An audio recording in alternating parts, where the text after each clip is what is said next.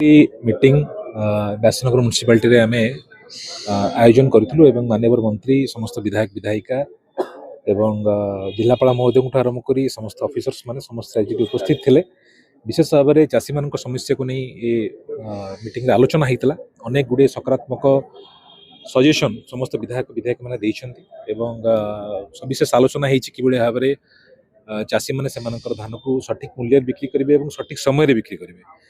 एवं आज जहाँ निष्कर्ष बाहर जे काली ठारू गोटे प्रोक्यूरमेंट को गोटे युद्धकालीन भित्ति नि जो धान मंडी गुड़ी खोल जाए ना कि भाव में खोल से दिगरे निर्देश दिखाई एवं खूब जल्दी आम आउ के रिव्यू मीटिंग डाकुचु कि केते दूर धान बिक्री हो प्रत्येक दिन मॉनिटर करने जिलापाल निर्देश देते आम निज निज निर्वाचन मंडली में दृष्टि रखीचु। चाषी मान स्वार्थ हूँ सर्वाग्रे से होती अन्नदाता और स्वार्थ जहाँ आवश्यक करा पड़ो निश्चित भाव में करूँ एवं आगामी दिन में आम आशा रखुचु जे जाजपुर जिले में समस्त चाषी मैंने सठिक समय सठिक मूल्य धान को बिक्री कर